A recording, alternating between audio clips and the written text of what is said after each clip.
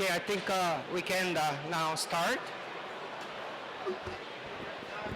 My name is Soo-Young Chung, professor at Korea University, also director of the Center for Climate Sustainable Development and Law and Policy, in other words, the CS Lab, based in Seoul, Korea. I'm here today not only as an MC, also I will moderate some of the sessions today as well. Today's topic is promoting nature-based solutions through the Article 6.2 Cooperative Approaches in the forest sector. I think I don't need to explain about the background of this event, why it is necessary for us to organize this and have deep discussions on this matter. It's just a key issues at this time in the COP27. We know that this issue will only continue to grow as time goes by very quickly. And then without any further ado, I'd like to invite Mr. Chong-ho Park, Senior Advisor of the CS Lab. He is also a former Minister of Korea Forest Service. So Mr. Park, the floor is yours. Thank you. Good afternoon. Her Excellency Kyung-won Na, Special Presidential Envoy for Climate and Environment, Sang-hyuk Kim, Chairman of Carbon Neutrality and Green Growth Commission of Korea, His Excellency White Minister of Water, Forest and the Sea and Environment of Republic of Gabon, His Excellency Im Sang-sop, Deputy Minister of Korea Forest Service, Roland Taylor, Director of Asia-Europe Foundation, Frank Ridge-Roman, Director General of Global Green Growth Institute, So-Young Jung, Professor of Korea University, distinguished participants and ladies and gentlemen. It is my great pleasure to welcome all of you to this important event on promoting nature-based solution through the Article 6.2. Cooperative Approaches in Forestry Sector, co-hosted by Korea University, CS Lab, Asia-Europe Foundation, and the Global Green Growth Institute.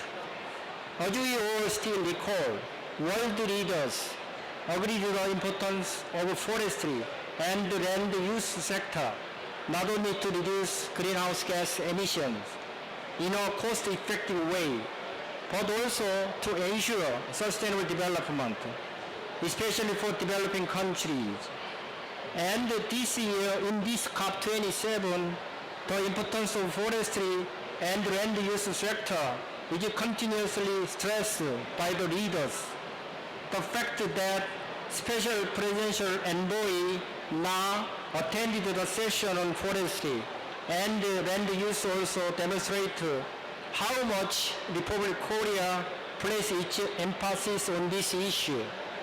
Republic of Korea has a plan to reduce greenhouse gas emission by 40% in 2030, including about 10% of those reductions through the forestry sector.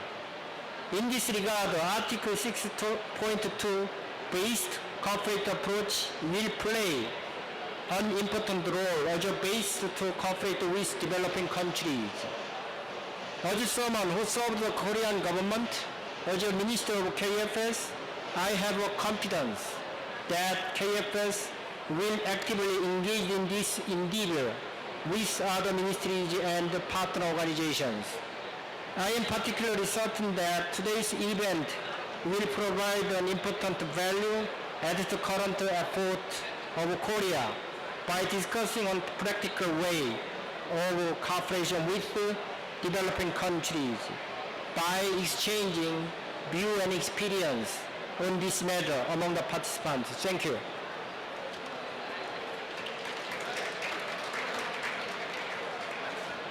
Thank you, Minister Park, for your welcoming remarks. Now, I'd like to invite Her Excellency Kyung-won Na, Special President Envoy for Climate and Environment of Republic of Korea.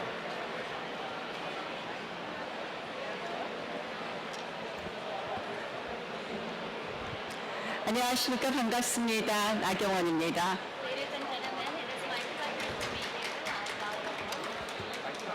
안 들리는데요. 이쪽으로 와서 이렇게 해봐요. 오진영 통역관이 여기 와서 이렇게 마이크 오는 걸 줄게. Ladies and gentlemen, this is Kyungwon Na. It is my pleasure to meet you all. 이제 오늘 우리 코리아 파빌리온에 와서 보니까 이제 우리 COP27이 본격적으로 시작된 것 아닌가 이런 생각을 해봅니다. Now that I finally visited our Korean Pavilion, it now really feels like the real beginning of COP27. COP27을 맞아서 우리 정서영 이 교수님이 주도하고 있는 서울국제법연구원 기후환경법 정책센터 그리고 아시아유럽재단 그리고 글로벌 녹색성장연구소에서 이 기후변화 파리 협정 제6조에 따라 산림 부문에서의 자연기반 해법 활용을 촉진하기 위한 의미 있는 세션을 열어주어서 굉장히 감사드립니다. As we celebrate the beginning of COP27, we are now here to announce the beginning of the meaningful session titled Promoting Nature-Based Solutions through the Article of 6.2 Cooperative Approaches in the Forest Sector. This event is hosted by Climate and Sustainable Development Law and Policy, led by Professor Seoyoung Jung, as well as Asia Europe Foundation and the Global Green Growth Institute. 여기 정말 많은 중요한 분들이 오셨는데요. 어제 가봉 대통령과 함께 만났던 리 화이트 가봉 환경부 장관님 반갑습니다. There are so many distinguished who are here today. Among them, I would like to say hi and welcome Mr. Lee White, Minister of Water, Forest, the Sea and Environment of Gabon. It is my pleasure to see you again. 그리고 한국 측에서는 저와 같이 특사단의 일원으로 오신 정희용 의원님, 정양석 전 의원님 함께하고 계시고요. We also have former and current lawmakers, Mr. Ki Yong-jung and Yang Seok-jung. 그리고 탄소중립 녹색성장위원회의 김상엽 위원장님도 함께하고 계십니다. And also the co-chair, Sang-hyuk Kim of the Presidential Commission on Carbon Neutrality and Green Growth is also here with us today. 임상석 전 산림청 차장님도 함께하십니다. Mr. Sam-seok Kim, Deputy Minister of Korea Forest Service is also here. 예, 제가 얘기하다 보니까 사회 주최자처럼 되어버렸는데요. I feel like I'm the host of this event now that I'm introducing all the distinguished guests. 박정호 전 산림청장님도 함께하고 계십니다. And former Minister of Korea Forest Service, Mr. Jong-ho Park is also here. 제가 이렇게 소개하게 된 것은 정말 대통령 특사가 소개할 만큼 중요한 세션이기 때문입니다. The reason why I introduce each of the distinguished guests is because I'm here as a special presidential envoy. I wanted to highlight how important this session is. 정말 산림의 중요성은 아무리 강조해도 지나치지 않다. 산림은 정말 우리의 허파이고 우리의 생명의 원천 아닌가 그렇게 생각을 합니다. As you know, the value of forests cannot be overstated. As you know, forests serve as the lungs of our life, and it is the source of life for all of us. 근데 얼마 전에 아마존의 산림이 탄소를 흡수하는 탄소 흡수원이 아니라 탄소 배출원이 되었다라는 기사를 보고 저는 정말 깜짝 놀랐습니다. Recently, I was truly shocked by the news that Amazon forests have become a net emitter rather than a net absorbent this year. 그래서 산림의 복원, 산림의 보존이 얼마나 중요한지를 다시 생각하게 되었습니다. This has reminded of the importance of our job to restore and also to preserve forests. 여러분들 잘 아시다시피 대한민국은 해방 이후에 2차 세계대전 이후 그리고 6.25 전쟁 이후에 대한민국 산의 70%가 민둥산, 한마디로 숲이 없는 산이었습니다. As you probably remember, right after the Second World War and right after the Korean War, all the mountains in Korea were mostly barren. Actually, 70% of our mountains were barren without any trees or forestry. 그러나 지금은 67%의 산림이 잘 가꾸어져 있습니다. However, currently the land, 67% of our territory is covered with forests that are healthy. 그래서 원조받던 나라에서 원조해주는 나라로 된 대한민국은 이 산림 복원이라든지 보존의 기술을 많은 국가들과 같이 하고 싶어 합니다. As a country that has become a donor country from a recipient country in the sector of forestry, we would now like to share our know-hows and technologies in forest restoration and preservation. 제가 어제부터 정상회의에 와서 많은 세션에 참여하고 있는데 올해의 주제가 implementation을 위해서 어떻게 함께하자, together for implementation입니다. 저는 거기서 많은 선진국과 개도국에서 하는 이야기가 선진국과 개도국이 함께하는 implementation에 대한 논의를 들었습니다. Since yesterday, I have been joining many different sessions at the COP, and I believe the main theme of COP27 is implementation. We are now discussing how we can implement our goals and commitments together. And I've been hearing a lot about the need for collaboration between developed countries and developing countries together. 저는 살림 부분이 그것의 모범 사례가 될 수 있다고 생각하고 또 한국이 그 역할을 충분히 할 수 있다라는 말씀을 드립니다. I believe especially the forest sector will be the prime example of the developed countries and developing countries collaboration for our cause, and Korea will be playing a critical role in that as well. 자, 이제 한국은 새로운 정부가 들어섰습니다. 지난 5월에 대통령 임기가 시작이 됐는데 대통령께서 강조하시는 것은 이 좀 더 책임 있는 국제사회에 있어서 대한민국이 책임 있는 일원이 되겠다는 것이고 그런 일맥에서 이런 기후 대응에 있어서도 그린 ODA의 확대는 물론 이 녹색 기술을 개발하고 그것을 어떻게 같이 개도국과 공유하느냐에 대해 대통령의 관심이 집중되어 있습니다. As you know, our new administration took office in May, and the main goal of our administration is to become a global pivotal state in the international community. In other words, we would like to become a more responsible member in the international community. In line with that, increasing ODA as well as collaborating and also developing green technologies that will be shared with developing countries will be an important area of collaboration led by the Korean government. 이번 세션에서 나온 좋은 의견들을 함께 공유하면서 우리가 임플리멘테이션을 제대로 이루어서 탄소 중립으로 더 빨리 모든 국가가 함께하기를 기원합니다. I look forward to insightful discussions and all the ideas that will be shared during today's session, and based on those ideas and insights, we will be able to accelerate our efforts to achieve carbon neutrality, and the entire Republic of Korea will work hard to achieve that goal as soon as possible. 선진국과 개도국이 함께하면 같이 하고 퍼블릭 사이드와 프라이빗 사이드가 같이 하면 함께할 수 있다고 생각합니다. 그 과정에서 대한민국 정부가 함께하겠다는 말씀을 드리면서 축하의 말씀을 대신하겠습니다. When developing and developed countries work together, and when the private sector and the public sector work together for the same goal, I believe we can achieve our goal together. And the Korean government will show a very strong support and will along the process. With that, I would like to conclude my remarks, and congratulations again. Together we can. Thank you.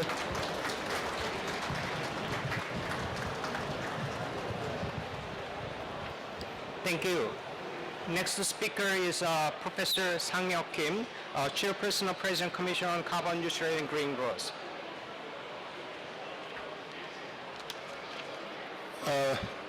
Good afternoon, everyone. It's been a long day. I'm really delighted to be here with you. Her Excellency Ma Kyung-won, Special Presidential Envoy for Climate and Environment of the Republic of Korea, exceptionally compelling political leader who has a vision for our sustainable future. I thank you for your being with us. And His Excellency Lee White, Minister of Water, Forest, the Sea and the Environment of the Republic of Gabon, thank you. And Deputy Minister Lee Sang-sub, who is in charge of the Korea Forest Service, and Mr. Park Jong-ho, Senior Advisor of CSD Lab and former Minister of Korea Forest Service, who contributed a lot to the birds of AFOCO, Asia Forest Organization. Glad to see you here again. And Madame Laure Du Taillet, who is the Director of Asia Europe Foundation, who became my friend. and the Director General of the Global Green Growth Institute, Dr. Frank Wisberman, who is making the GGI grow so rapidly in a very robust way. I heard 3 more countries, including, will be joining the forces of the green growth journey. Congratulations. And last but not least, I should not forget this person, who is Professor Chung So-young, who has been organizing all this stuff. Thank you, and distinguished participants, ladies and gentlemen, it is my great pleasure to give my congratulatory remarks on this very important event on promoting nature-based solutions through the Article 6.2, so-called Cooperative Approaches in the forest sector. Having mentioned the nature-based solution, I like to quote the old saying. This is often quoted by my hero, Mr. Ban Ki-moon. The saying goes this: human makes errors and mistakes, but God almost all the times forgives us, but nature never forgives us. Maybe that's because nature has been with this planet long before us. But sometimes nature has given special gifts, such as forest. Forest, as you know well, is absorbing CO2, carbon dioxide, and emit oxygen. That's its life source of our life, right? And we've been talking about CCS, carbon capture storage technology, a lot to combat climate change in a kind of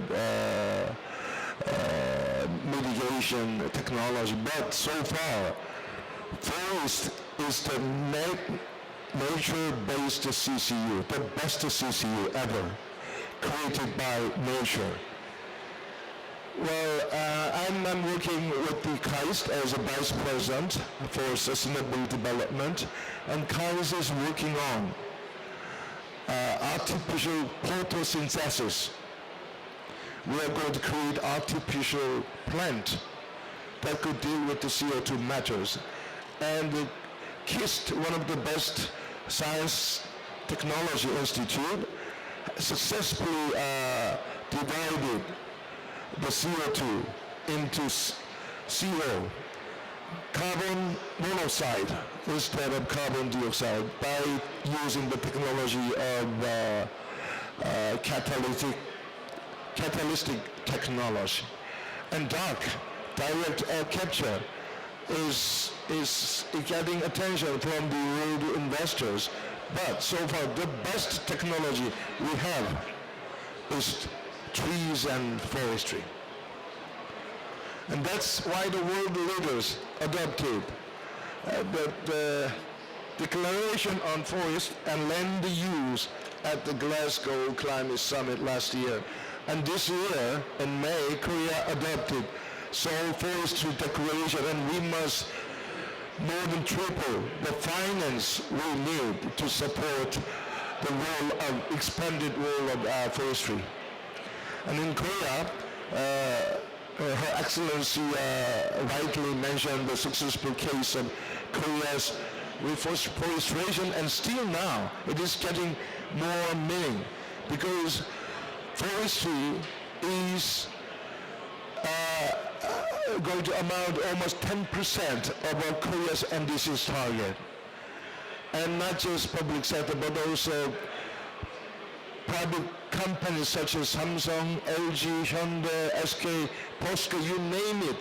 They are showing great enthusiasm to work with the forestry service. Actually, my student is working with your service, right? And some of those companies are trying to invest by taking the advantage of the RED Plus mechanism. Okay, having said that, I believe today's seminar will pave the way to have the Republic of Korea move forward by providing detailed solution on how the Republic of Korea can work with developing countries such as the Republic of Gabon. Yesterday, His Excellency, the President Assisi of Egypt, said clearly that what we need at this moment is implementation, implementation, and implementation. So let's do that. Thank you.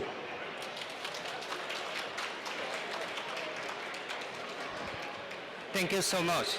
Now, I would like to invite one of the co-hosting organization, the Asia Europe Foundation. So, Madame Raoul de Haro, Director for Asia Europe Foundation. Floor is yours.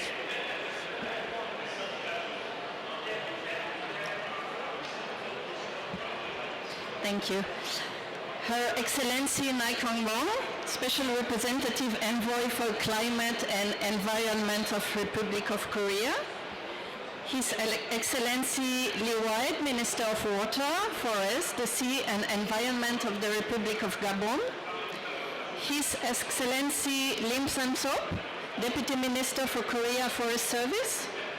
Dear Professor Kim Sam-yop, Chairperson of Carbon Neutrality and Green Growth Commission of Republic of Korea. Dear Professor Park Chung-ho, Senior Advisor of CSD-LEP, former Minister of Korea Forest Service.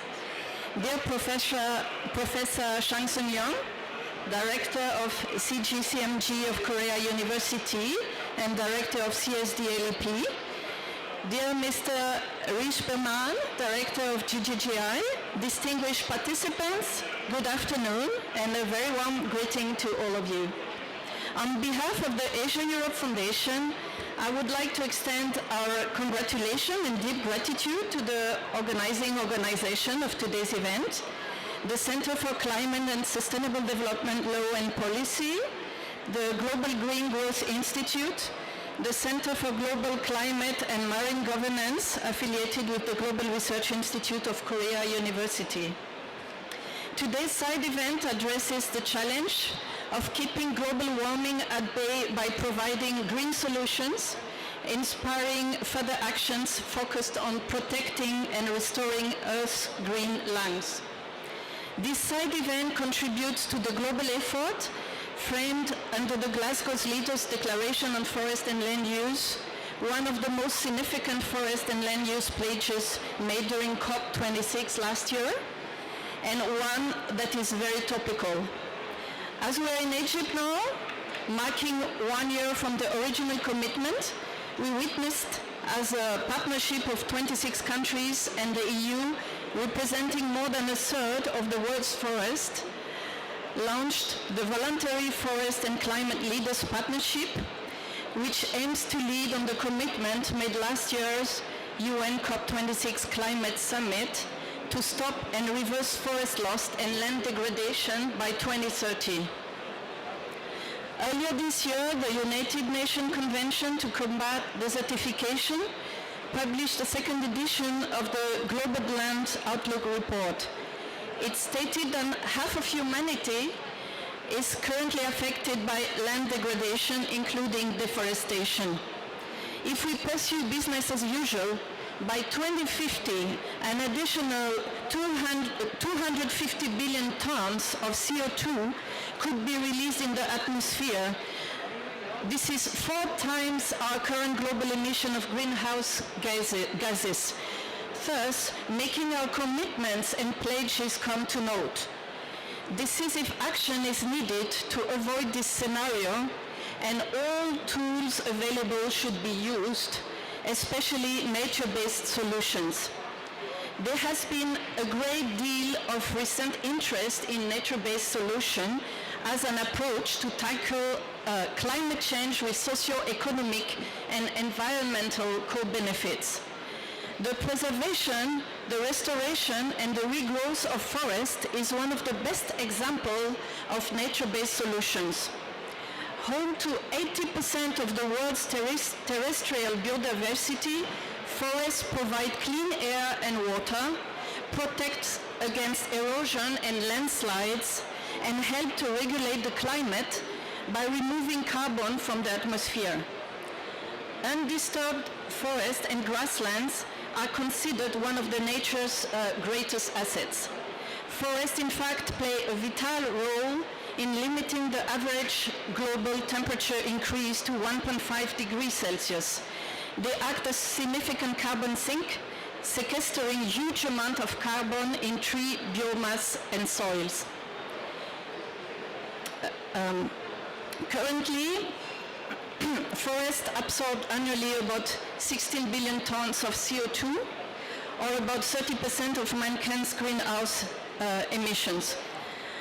Global net emissions could be reduced by eliminating emissions from deforestation and increasing carbon removals by promoting forest regrowth and restoration.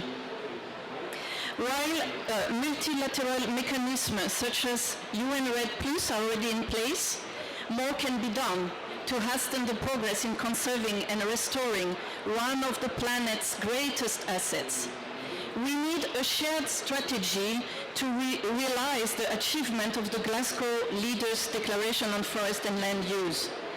The window of opportunity to halt the regression of our forests over the tipping point is small and narrowing. International dialogues such as today's event are important stepping stones in exploring practical solutions to improve sustainable forest management. Furthermore, as proposed yesterday by President Macron, let's hope that the project of the Positive Preservation Program to protect critical ecosystem, old growth forest, peatlands, mangrove, or wetlands will be implemented. Indeed, it's urgent to recognize the special status of this ecosystem and to propose political and financial contracts with the states that host these natural systems in order to help them preserve them. Thus, the position of states such as Gabon, Colombia, or the Philippines, which have immediately added to this approach, is honorable. And we do hope that during the One Forest Summit in March 23 in Libreville, very concrete actions plan will be adopted. I hope for an insightful and fruitful discussion and look forward to learning from our panel of esteemed speakers. With that, I conclude my remarks. Thank you for your attention.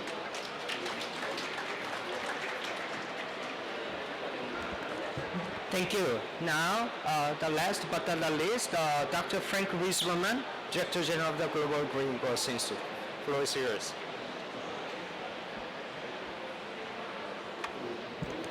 Thank you, Sujong. Your Excellency, Na Kyung-won, Your Excellency, Mr. White, let me make it shorter, all excellencies, colleagues, friends who are here. I'm very happy to see this wonderful event.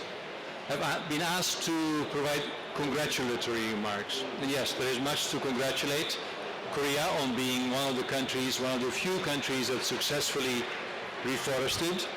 And indeed, Korea also setting a high ambition for its NDC, 40% by 2030, and concluding that it's going to be very difficult to achieve that simply by domestic actions. So Korea is in the market to buy Article 6.2 ITMOs, as many as 33 million by 2030.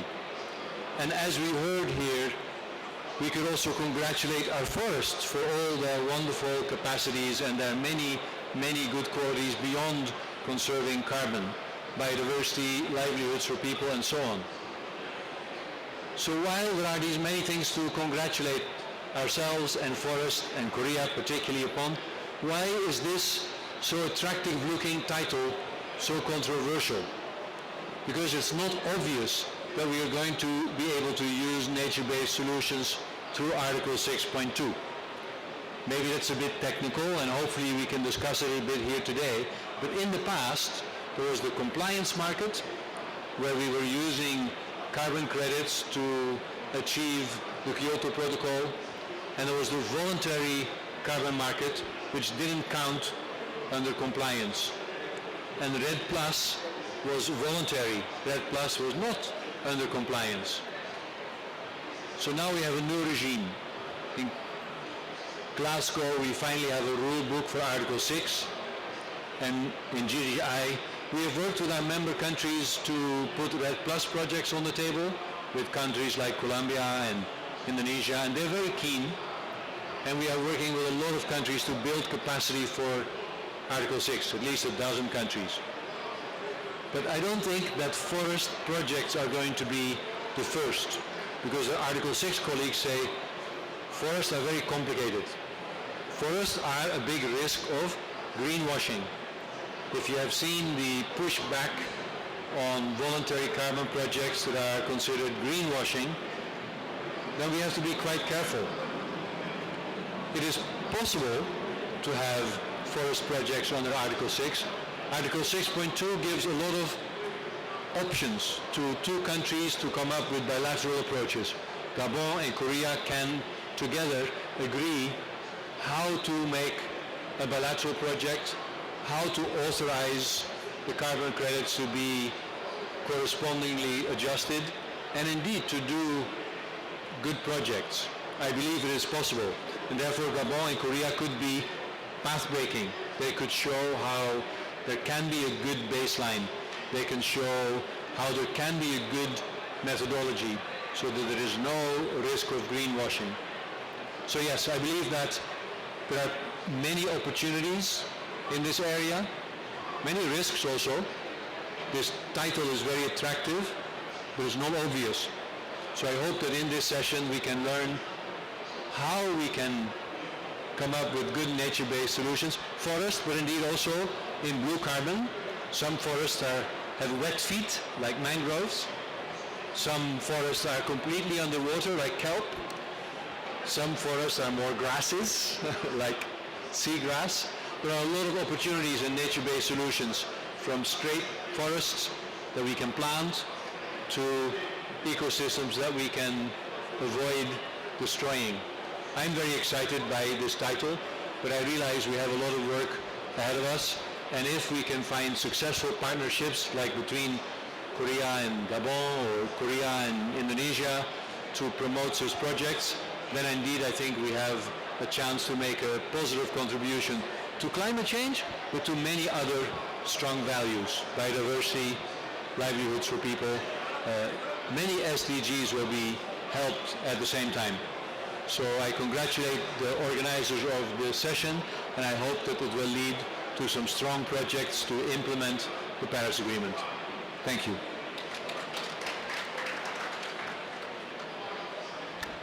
Thank you, Frank. We heard a lot about the important role of the forestry in terms of making progress to make countries to work together to achieve ultimately Article 2 of the Paris Agreement. That's a goal of the Paris Agreement, to reduce greenhouse gas emissions, also taking care of the adaptation issues and financial flows. And I think that in the sense that we all know that forest sector is the most cost-effective sector to achieve our targets based in the studies by the IPCC in the year 2030.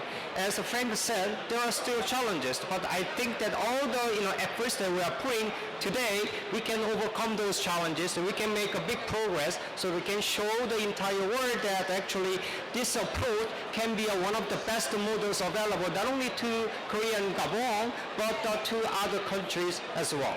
So having said that, I'd like to conclude the opening session. Now, I know that some of the VIPs would need to move, so before doing that, we'd like to have a photo session. Thank you very much.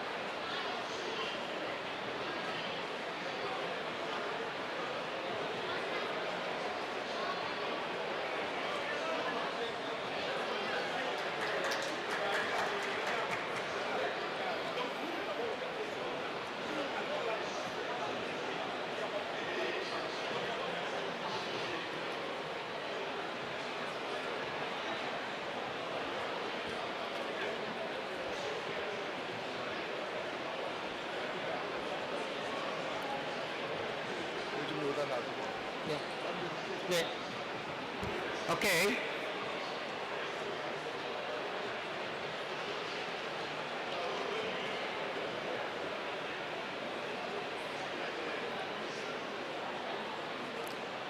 Now, before we will be invited two distinguished speakers for their keynote remarks, I just want to briefly introduce again about the objective this seminar. So under the Article 6 of the Paris Agreement, it states about transferring and purchasing credits. And then if we have a deep inside, actually it can generate further cooperations between two countries. So question is, how can we approach this issue from Korea's point of view, that we are interested in working together with developing countries. They are in need of getting resources from the donor countries, and then not only just the purchasing credits, we can design the grand plan to working together. Not only purchasing is a part of it, to bring the resources and working together to develop this society so that we can be a champion in the world. Korea has a similar experience in the past. We are very poor in the 60s, and then thanks to the cooperation with the developed world, we became the number 10, number 9 economy. And then we all share the same spirit with the developing world. In that sense, this technical aspect of the cooperative approach is just a piece of the whole, the plan of Republic of Korea. I think that this seminar will provide a sort of the initial discussions on how to do it. How can we make all these possible plans into real world? And I'm sure that for that, I'd like to hear two distinguished speakers for their keynote remarks. So having said that, first, I'd like to invite His Excellency Ling Sam-hyuk, Deputy Minister of Korea Forest Service. Floor is yours.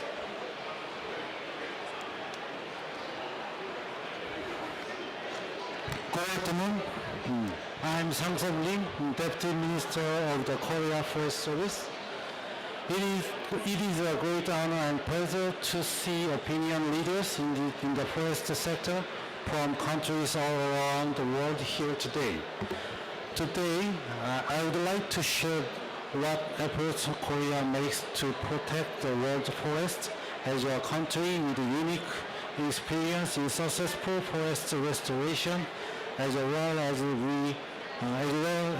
our intended direction for REDD Plus activities. The Republic of Korea has experience in successful forest restoration, which is recognized by the international society.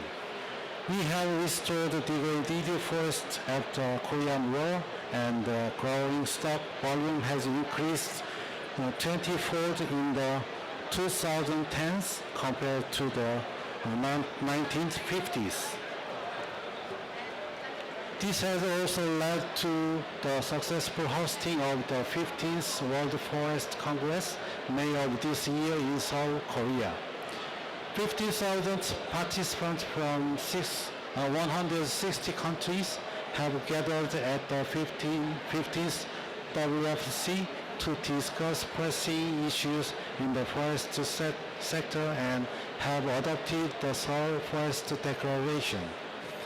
Korea has also developed new ODA projects with UNFAO, UNEP, and other international organizations on the occasion of the 15th WFC.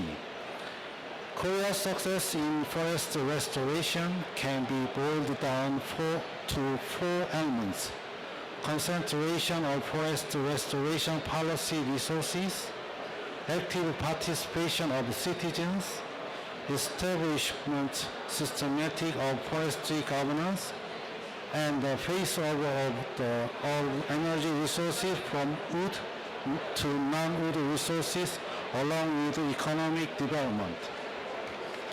The elements that have contributed to forest restoration are surprisingly similar to elements that contribute to implementation of REDD Plus program. This is why Korea shares our experience in forest restoration to the international society through REDD Plus, and will contribute to climate crisis response through forestry. Currently, we are implementing small-scale REDD Plus pilot projects in Cambodia, Myanmar, and Laos PDR. Korea secured voluntary carbon credits for the reduction of 650,000 tons of CO2 in 2020 through the project in Cambodia alone. Nevertheless, the international society requires more large-scale REDD Plus activities. Accordingly, the Korea Forest Service will pursue REDD Plus activities at the sub-national level. More specifically, we plan to start sub-national REDD Plus projects next year on the 1 million hectares of the Phongsaly province of Laos. Through this project, I firmly believe that we will contribute to Laos SFM as well as its NDCs. Along with the pilot project, some national projects and direct projects, the Republic of Korea also demonstrates our strong will in forest protection to the international society by participating in diverse international initiatives and by supporting the private sector's REDD Plus activities. Korea is the only non-European country to participate in coffee and to support protecting the Congo Basin, and will also participate in the LEAF Coalition next year, which is a public and private finance cooperation mechanism. Additionally, we will be carrying out a project that establishes a capacity building platform with the UN REDD program.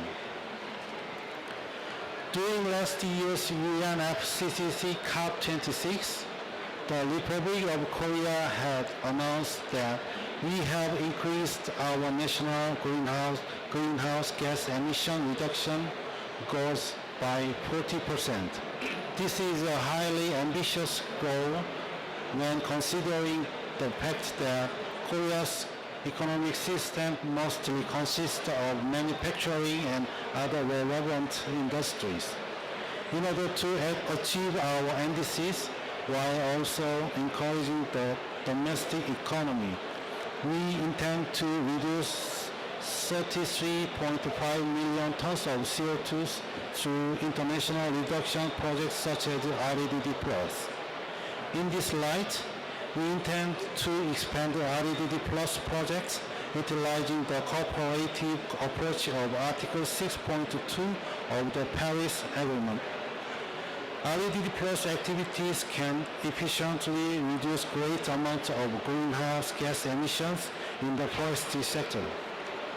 The IPCC 6th Assessment Report, published early this year, had stated that up to 14 billion tons of greenhouse gas emissions can be reduced annually in the agriculture, forestry, and other land use sector, which is equivalent to 20 times of Korea's highest emissions. With this backdrop, the Korea Forest Service will further expand its REDD Plus activities, contributing to protecting the world forest while also achieving our NDCs. It is my understanding that the Paris Agreement rulebook was finalized last year at Glasgow, and there are numerous actions taking place to utilize the cooperative approaches. I look forward to exchanging creative ideas with all of you and ask you to share your knowledge and insight with those of us here today. Thank you. Thank you. Now, without further ado, I would like to invite His Excellency Lee White, Minister of Water, Forestry, the Sea, and Environmental Republic Gabon. The floor is yours.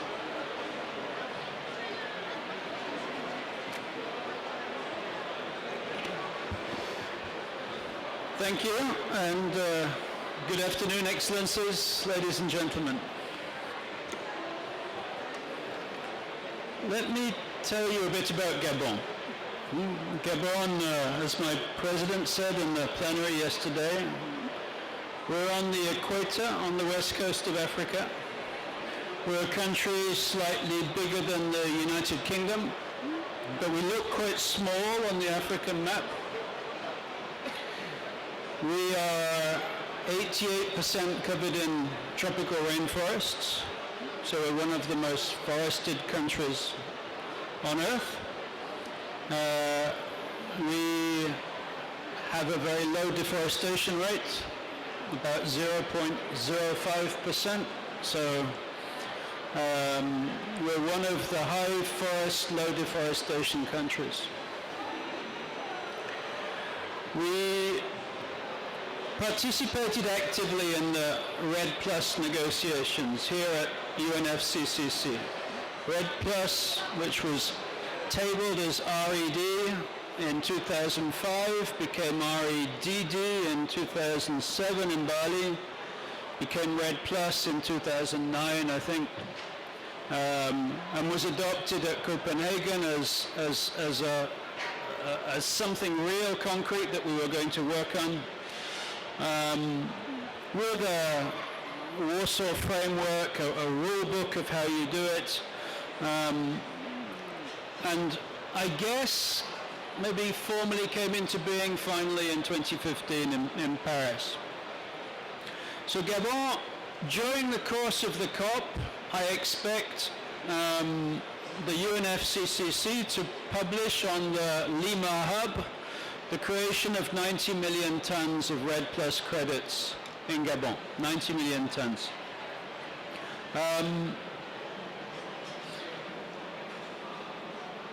Because we're a net carbon absorbing country, our 90 million tons represent an increase in our net absorption of CO2 out of the atmosphere. Because we're a HFLD country, RED Plus isn't very suited to the situation of Gabon, the characteristics of Gabon. RED Plus was really designed as an emergency mechanism to slow deforestation.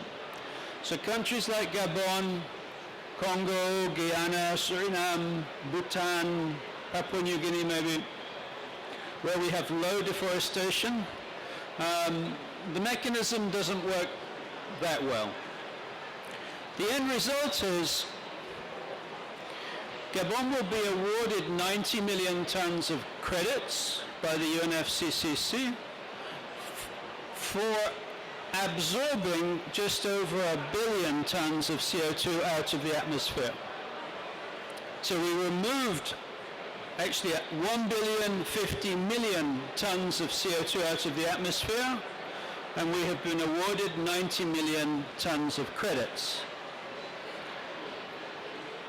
All of our, and I'm talking slightly in code to the RED Plus community, all of our data systems are national. There's no subnational crediting in Gabon. We've never done a voluntary carbon project in our country. Zero. So our RED Plus credits have no leakage because all of our systems are national.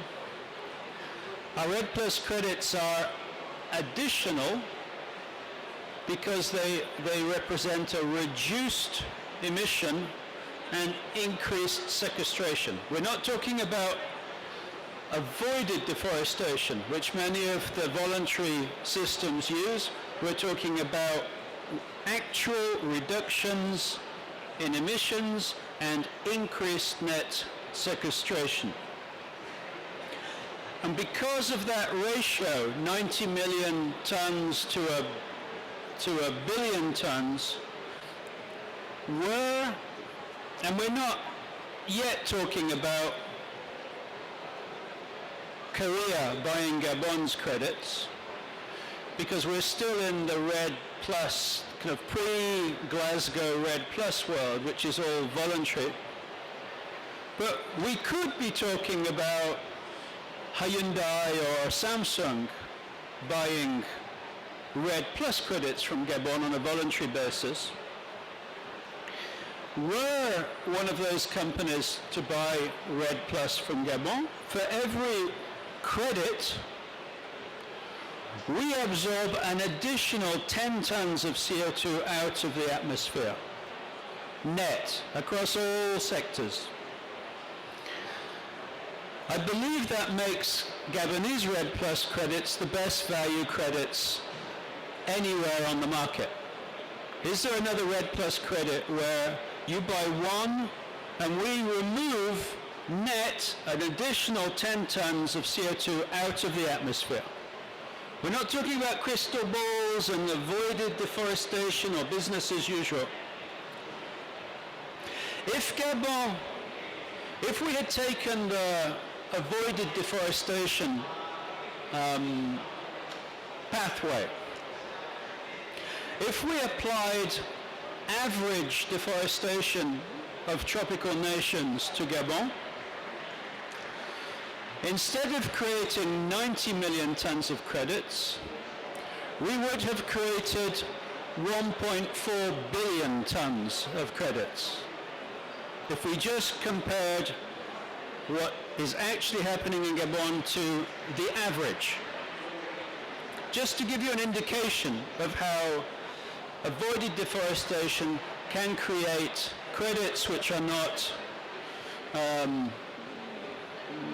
which are actually hot air, which don't have integrity. In addition to this 1 for 10 ratio, our credits are also positive in biodiversity. Now, we don't currently have biodiversity credits, but I think we all agree that biodiversity has a value. Ecosystem services are important. The rainfall that they create. I imagine part of the reason that you reforested your nation was because you lost the water courses, you lost the rainfall, you lost the ecosystem services the forest was providing to you.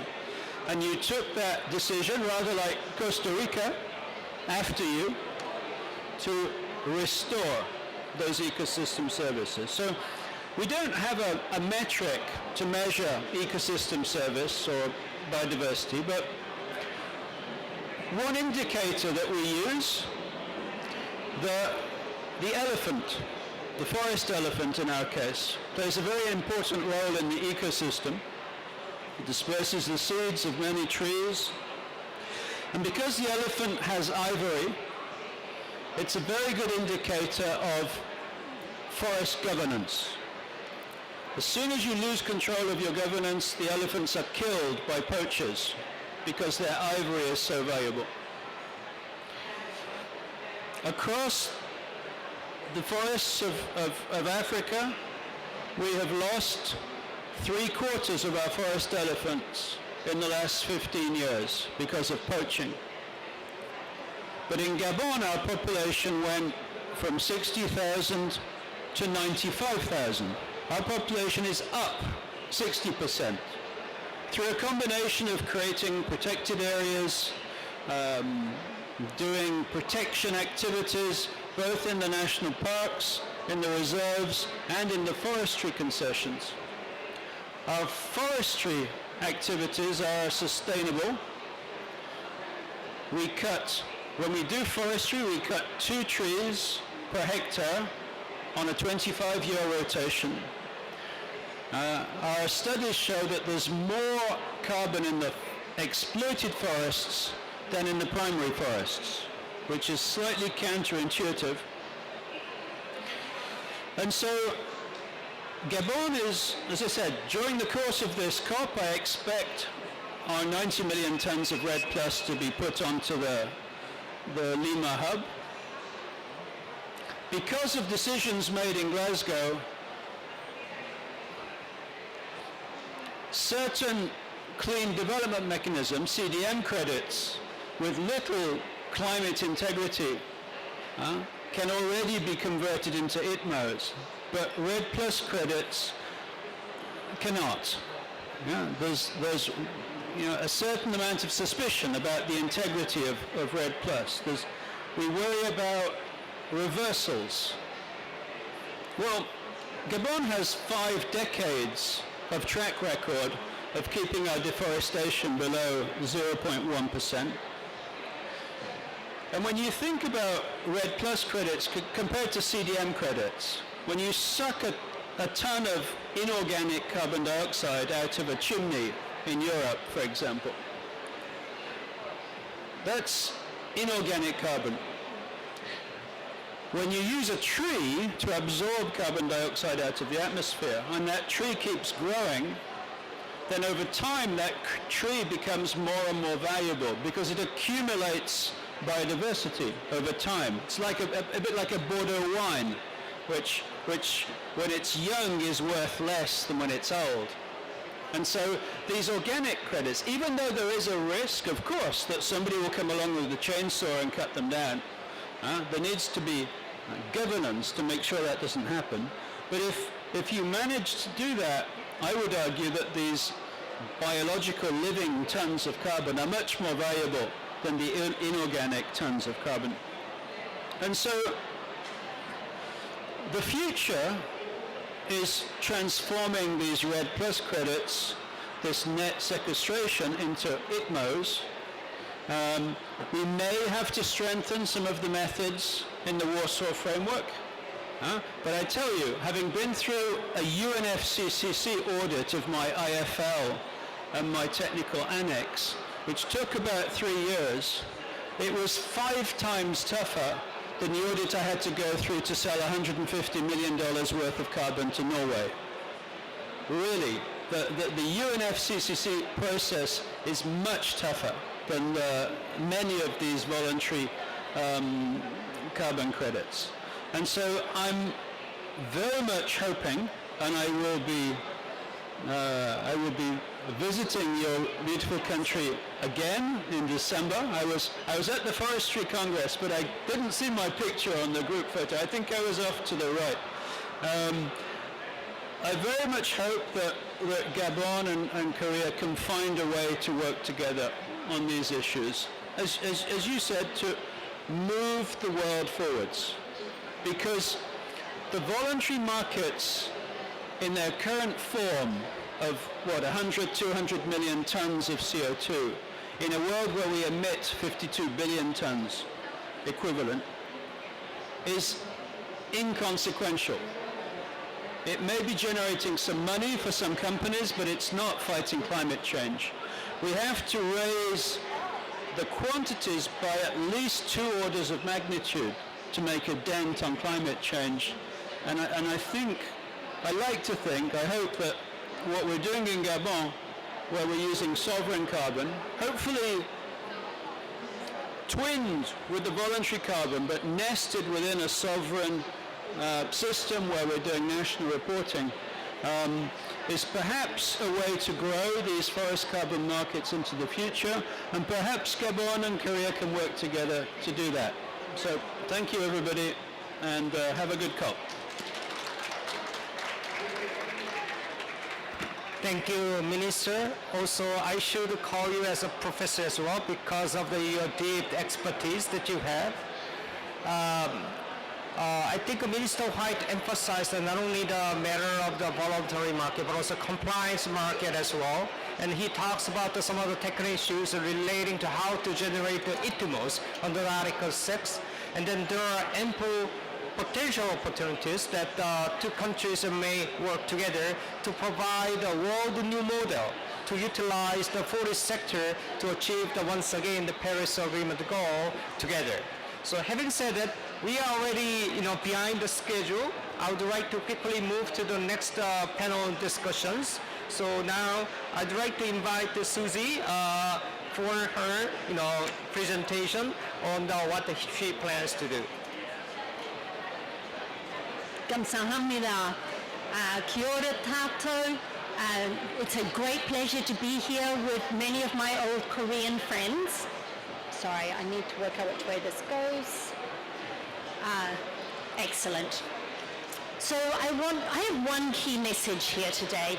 and it is scale. It builds on what Deputy Minister Lee White was saying, that if we are going to be on track globally to achieve a 1.5% degree change and no more, then over the next decade, 75% of the reductions that are needed have to happen in developing countries.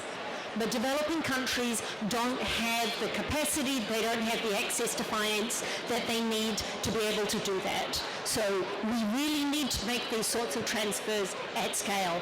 Hundreds of billions of dollars of transfers to pay for credits, to mobilize trillions of dollars in capital every single year. The second part of scale that I want to talk about is the scale at which we provide these credits, not projects in the old approach of the clean development mechanism, but jurisdictional or very large scale approaches, which also have been referred to earlier. So this is some preliminary modelling showing, just really emphasising the importance of trade across countries, of supporting developing countries, and of natural climate solutions for the feasibility of achieving the goals that we are all fighting for. So what you see on the left is the cumulative abatement that is needed to between now and 2035 to be on target. The blue is going to get us just past the 2-degree target, but not to the 1.5-degree target. And that's how much we would get if countries just clean up their own effort. They just work domestically and solve their own problems. The second is what it would look like if they spent exactly the same amount of resources, but instead of spending them all in Norway or in Switzerland, they instead used those resources effectively in developing countries, but they didn't do anything with natural climate solutions, so they didn't protect forests. So they're using it to reinvest in more effective ways, and you can get a significant distance further towards 1.5. And if you also enable those investments in other countries to go to avoid deforestation, to protect forests, to enhance forests, to reforest in the way Korea has shown so effectively, then you can actually get 65% of the way potentially through to 1.5-degree target. This is not a prediction. This is an indication of what is possible and why it is so important what we are doing and what Korea and its partners are doing in this space. So why use markets to do this? A lot of people are very skeptical of markets. It's a conversation we are hearing a lot at COP. So markets, I'm an economist. I think of markets in this instance as fundamentally a way to transfer resources from the rich, wealthy countries to those who are able to protect and restore carbon stocks, and particularly to developing countries and to the local communities, indigenous groups within those countries who are often the best guardians of those forests. Markets are also extremely valuable because the private sector, for all its challenges at times, has an enormous ability to act. If we can create the right incentives for the private sector, we can mobilize a very wide set of actors, way beyond governments and officials and NGOs like my own NGO, mobilize the private sector to apply their skills and their knowledge and their entrepreneurial energy to solve problems. And this can happen through a wide number of markets. It could be Article 6. It could be compliance markets of individual countries, like the EU emissions trading system, the Korea ETS, the New Zealand ETS from my country, or it could be voluntary markets. Those can complement each other. And so what markets can do is they can mobilize the capital that we need to support change, because that capital cannot come just from governments. It cannot come just from multilateral development banks. They don't have enough money. And I want to emphasize that markets are not a silver bullet. They are not the whole solution. It's not markets or something else. It's markets, and markets can complement and they can help support non-market efforts as well. So the other type of scale is what scale do we act, what scale do we try to determine where change is happening, where our financial efforts, our interchanges are really having an impact. And there is strong evidence now that the best way to do this is at large scale, what is called a jurisdiction. And that doesn't mean lots of little projects added up. It means actually thinking at a system scale about the forest, working at the level of a government or a group of indigenous territories that is large. And why work at this jurisdictional scale? Well, first, because to have effective change, you need systemic change. You don't need to just change the behavior of individual landowners. You need to change the economic and social system that they are embedded in. You need to change laws, institutions, supply chains. You need to make transformational change. If you are monitoring and managing at a jurisdictional scale, you also don't have to worry about local leakage, because protecting here can't lead to deforestation there because it is all included in the same jurisdiction. So it reduces a lot of the concerns that we have had historically with REDD credits. It also, if you change a whole system, it's less likely to be reversed later, because in order to get real change, you had to change people's hearts and minds. You had to change their institutions. Another huge advantage of jurisdictions is transparency.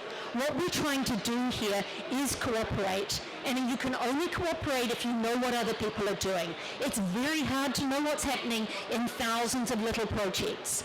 But if you're dealing at a larger scale, the data is available to everyone, and it's more easy to see if people are making a genuine effort. That transparent information helps to mobilize external support. It also massively reduces the problem of additionality, so that you're not just rewarding people for things they would have done anyway. It is impossible to predict what an individual landowner would do. Crystal balls just aren't that good. It's still hard to predict what will happen at a jurisdictional scale, but it is much more likely that you're going to be able to get within some reasonable error bound. And so that makes it much more likely that the credits you provide are actually reflecting things that would not have happened otherwise, which is what we're trying to do. We're trying to change behavior. And it's much lower transactions costs. And that may not seem to be the case for countries who are struggling with the requirements of REDD or the LEAF initiative, but when you compare those upfront costs, which are considerable, with the enormous numbers of tons that can be mobilized, and at the moment the LEAF coalition alone is potentially mobilizing 1 billion tons of really genuine reductions in carbon loss from deforestation, those transactions costs become much less significant. So, driving the deforestation, the reductions in deforestation can't be done by the public sector alone. It doesn't have enough money. We have had very effective use of public funding to create the infrastructure, the data, the knowledge that is needed for RED readiness, so that countries like Gabon, like Ghana, like Congo, like Colombia are now in a much better position to understand how to control their deforestation and to be rewarded for it. But current funding for REDD Plus is on the order of $1 billion. In order just to meet the 2019 NDCs, we would need another order of magnitude, closer to $10 billion. And if we're really trying to protect forests on a path to reach the 2-degree part, let alone the 1.5, we're talking $40 billion. So these are much larger scales. That $40 billion has to come from the private sector. And those are annual averages. And I just want to sort of stop in a way on a really positive note, because sometimes all of this can seem overwhelming. So Brazil shows us that jurisdictional change is possible. So this is one of my favorite pictures. I look at this when I'm feeling very low. So what this is showing in grey is the levels of deforestation in terms of tons of CO2 lost every year, where it's growing and growing and growing up until 2014, when the Brazilian government starts to take deforestation really seriously. And they implement programs across the Amazon and particularly in Mato Grosso on a large scale, and you can see how deforestation falls and falls and falls and falls and goes to be, it never gets to zero, so it's not low enough, but it really falls dramatically. And those last few years are the ones that everyone has been panicking about, the high levels of deforestation under Bolsonaro. And yes, deforestation has risen under Bolsonaro, but nothing like to the levels that it was before. And now we've had an election, and we might hope that it will go down again. And the other really exciting thing that this picture shows is that deforestation avoidance doesn't come at the cost of food. What you're seeing in the red and the green lines, red and the blue lines, is the increase in food production in the same places during the same time period. So you've massively controlling deforestation, but there's essentially no impact on the improvements in food production. So finally, 3 things that you might want to look out for if you want to know more about what some of the cutting edge things are in avoiding deforestation. The first is the Tropical Forest Crediting Integrity Guide, which was recently released by a coalition of non-profit organizations. The second is the LEAF Coalition, or LEAF, run by Emergent, which I understand the Korean government is involved in, which is wonderful. And the third is an effort that EDF is leading, trying to create a crediting handbook, a handbook for people who are coming into the space of dealing with natural climate solutions, trying to create credits, and they go, oh my goodness, this is so complicated, I don't know where to start, to provide a really authoritative guide on what all the issues are, not to tell you how to do it, but what are the issues so that you can design a program that will really work for your countries. 감사합니다.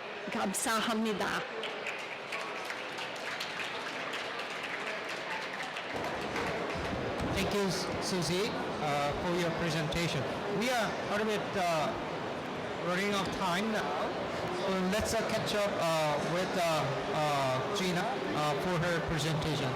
Gina, the shorter, the better.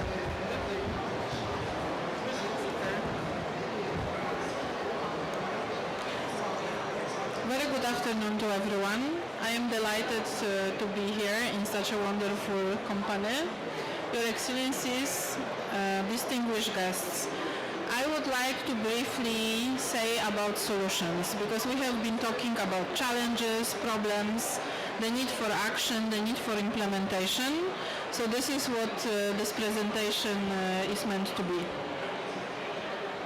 In general, I will briefly touch upon what actually are nature-based solutions, introduce Urban Nature Atlas that is looking specifically at the urban forests, and the main takeaways that also have in mind that we do not want to focus on greenwashed solutions or greenwashing per se, but at the approach that actually makes a difference.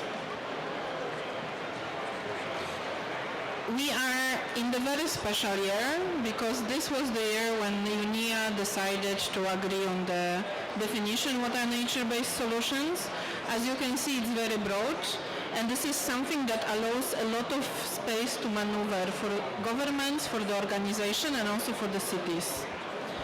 And in general, we heard a lot that before I started speaking from our excellence keynote remarks and the introductory remarks about the facts that nature doesn't forgive. But nature, apart from not forgiving, is exceptionally smart. So another approach towards this is to learn from nature and use it to our advantage. Because as unforgiving it can be, it's also the source of the wisdom, and we should really get back a little bit in the past to make sure that we are approaching the solutions in a different way. Because technology will not solve everything. We already have a resource that can be used. And And I just would like to touch upon a couple of benefits that are brought together with nature-based solutions. In general, when we look at the environmental benefits, we can have temperature reduction, carbon sequestration, biodiversity conservation, which is also related with introducing urban forests to the existing spaces. And while conducting different type of projects, have in mind the nature component. Regarding socio-cultural aspects, it helps to integrate communities, it improves health, and it also allows people to feel safer, because as much as we are developing and the technology is helping us with that, it's still crucial for human beings to feel okay once they have the contact with nature. And obviously it also has economic benefits related with creation of jobs. The areas that are revitalized or green, they normally allow for the higher property prices, and then it can stimulate development in the areas. And then my colleagues are showing me that I need to speed up. I'm not quite sure how much I can speed up. I will just go to introduce the project we have currently launched. We are looking at conducting 100 studies that will be looking into the cities in Asia, in the developing countries. So it is mostly Mongolia, Vietnam, Laos, I will miss for sure one, but Cambodia, Kazakhstan, China, and we also will be looking at Myanmar to see what is happening in the cities, what are already existing nature-based solutions, but also to train researchers from those countries to be able to collect data on their own. So the project has two ways of getting more popular, but also bring the knowledge to the stakeholders involved in it. Moreover, it will be the project that will complement one of the biggest database of nature-based solution cases, which is called Urban Nature Atlas. And here I just would like to show how the Urban Atlas works. So it is a huge database that already exists. It already has some case studies from Asia, Africa, apart from 1,000 studies from European Union. And it allows you to look for the data or specific solutions based on your needs. So the database is searchable, and depending on what is your issue, once you enter it to the system, you can find what other cities or what other countries used as the solution to improve the existing situation.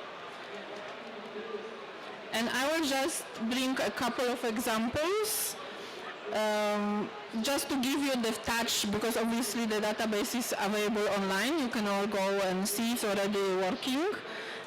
We have example of Romania and then how the forest was introduced. Then the database allows also for the component like to see socially how the project has changed the relation between local community and nature, as well as how much it helped the city to reduce environmental footprint.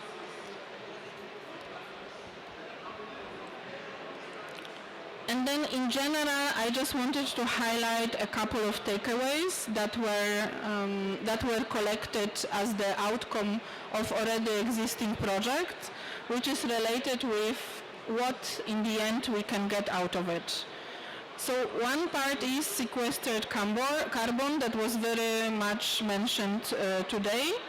Then it can reduce heat islands, act as a green belt around the city to regulate microclimate, and address desertification, which I believe, given the number of population that is now living in city, is crucial.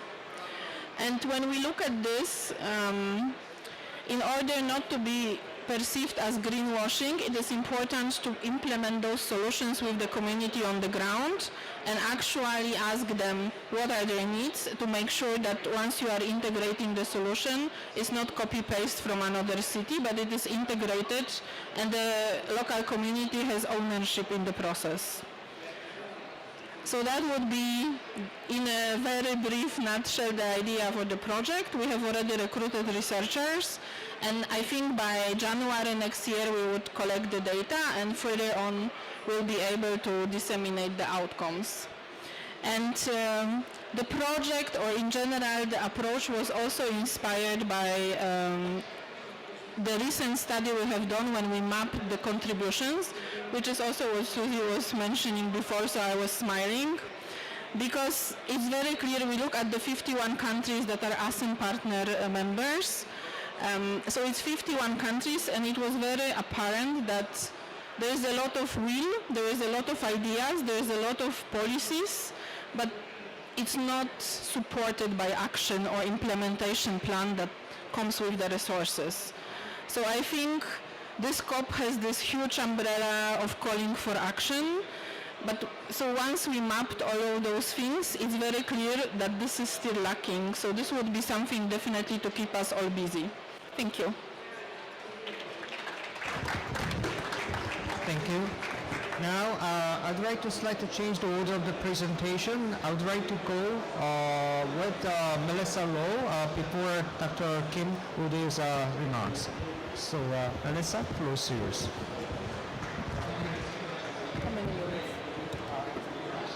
Okay, hello, 안녕하세요. That's all I know.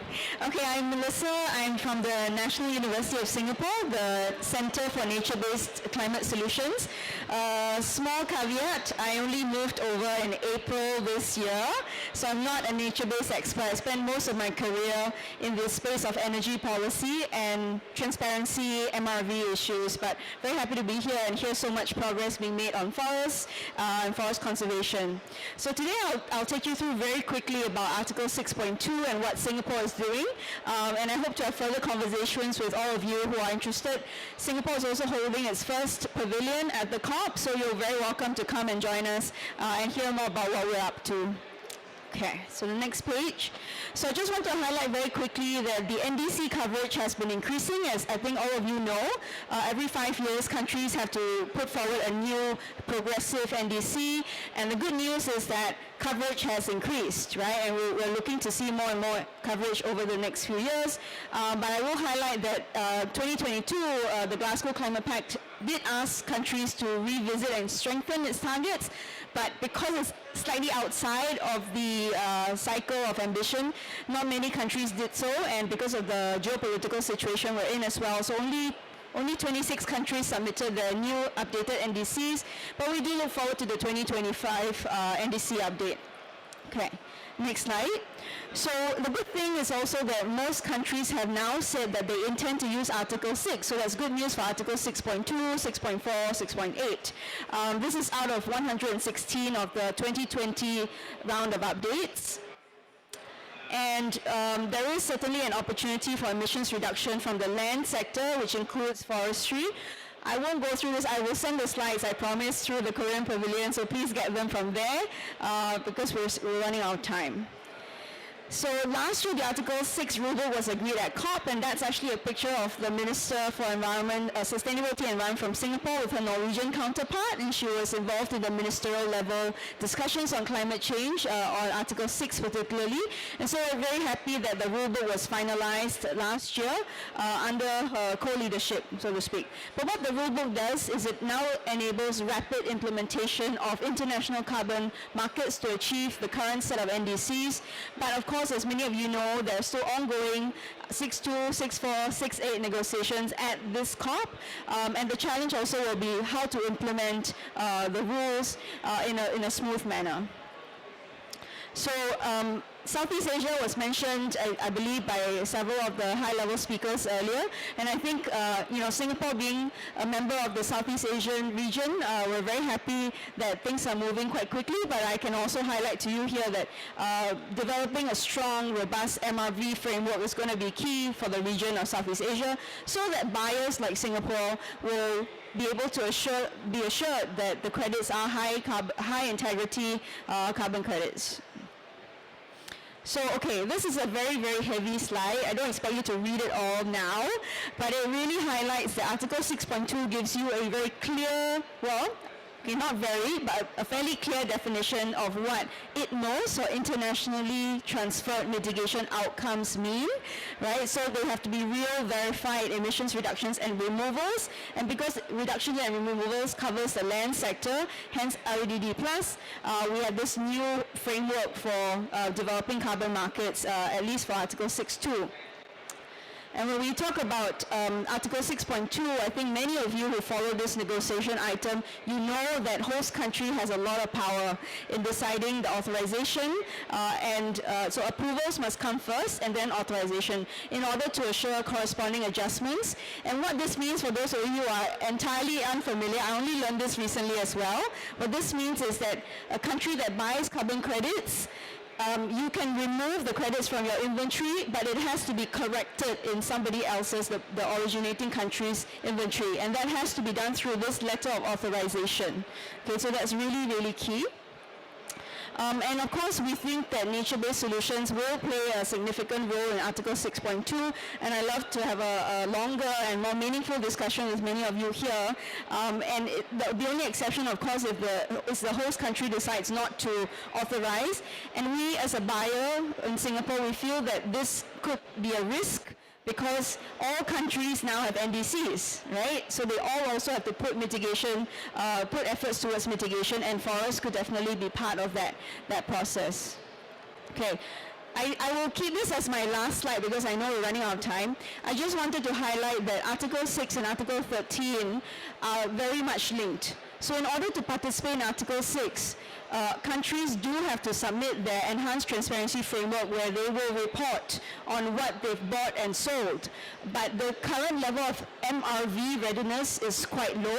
All you need to do is look up the biennial update reports. And so far, Singapore is the only one that has submitted the 5th biennial update report, which is due this year.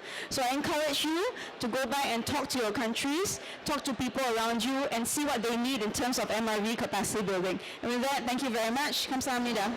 Thank you. Thank you, Melissa. It's for you meet in the time pretty efficiently. Thank you. I usually don't do this, but we are under time pressure. So, Dr. Kim, you're the last speaker. Yes, yes, thank you. Thank you, Professor Chung. Yes, my name is Leon Kim. I work in the National Institute of Forest Science in Korea. Today, I would like to talk with you about two kinds of things. Why Red Plus is, especially the Warsaw Frame for Red Plus is the most effective as a cooperative approach. And one needs to be prepared for using the emission reductions from various NBS activities in 6.2 and 6.4 mechanism.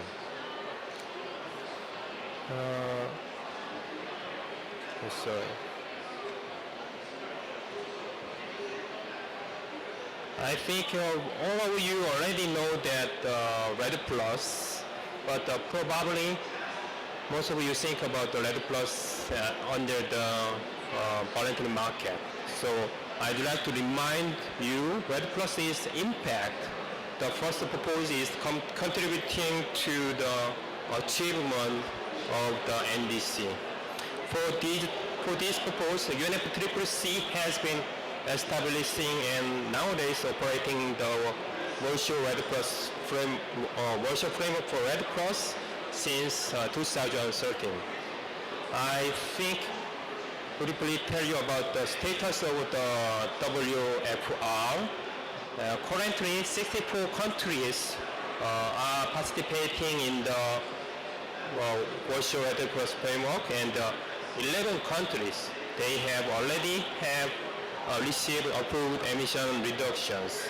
So then, how much is the approved emission reductions? That the total emission reductions approved by UNFCCC are 10 gigaton, and which is around 1 gigaton annually.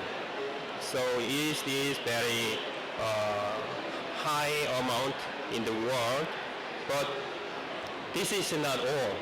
Near future, more emission reductions will be provided through the Warsaw Framework for Red Plus.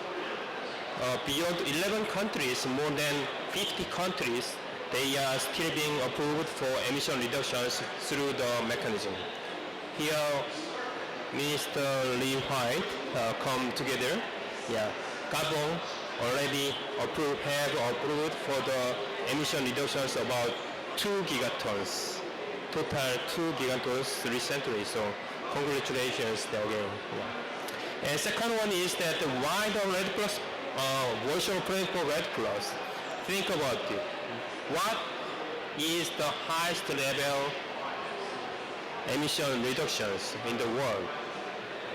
That is maybe approved by the National Greenhouse Gas Inventory by the UNFCCC. So one of the reasons is that the National Greenhouse Gas Inventory is verified in accordance with the TACCC principles. We know that the transparency, accuracy, consistency, and comparability and completeness. So, yeah, the WFI is very transparent. The Warsaw Framework for Red Plus is a reduction mechanism operated by the UNFCCC like the CDM. And modality, procedure, and guidance also approved by the CAP under the UNFCCC and applied equally to all Red Plus countries. So, and related to all the informations that sharing through the Red Plus website operating by UNFCCC. So, and WFR is also reported and reviewed under the UNFCCC mechanism. And then I also wanted to touch leakage and non-components, but Jessica explained very well, same as mine, so I skip it. For this reason, WFR can contribute to the implementation of NDCs with large amount of emission reductions that are transparent and managed at a high level by national and international level. In last, I'd like to share my think about one need that various MBS activities could receiving approved to contribute to NDC. But but it is difficult to directly use emission reductions from various MBS activities to NDC now, because so we need some make a progress. One thing is that MBS activities have to add reduction activities in the list of 6.2 and 6.4 activities. So to make this, we have to consider many things, but the most of the important thing is that MBS activities should not be duplicated among for each activities. So therefore, definition, scope, and methodologies for each MBS activities should be very clear and very specific. So yeah, so for the time, so sorry I told many technical issues, but MRV is a very important element in the Red Plus. So we, Korea Forest Service and National Institute of Forest Science, will do our best to develop the specific methodology for various MBS activities in scientific based. So, and for Red Plus, we, Republic of Korea, will expand our Red activities for worldwide. We hope to together with all Red Plus countries. Please keep in mind and go Red Plus, go together. Thank you. Thank you. I don't think we have additional time to exchange further views, which I used to do, but because of the time constraint, I think we need to finish the whole session now. We met many actual leaders, not only in Republic of Korea, of the world, actually in this session, and we share the same spirit that the forests should play a very important role, not only to generate the profits, but also to provide some important functions as well. And in that regard, we found that some of the common spirit shared by some of the countries, also participating organizations. And I firmly believe this is just the beginning of our long journey to make mainstream all these efforts through the entire process, not only of the UNFCCC, but also other bilateral and the multilateral processes as well. For that, thank you very much for your participation in this seminar, and I hope that you found good outcomes out of this seminar as well. Thank you very much.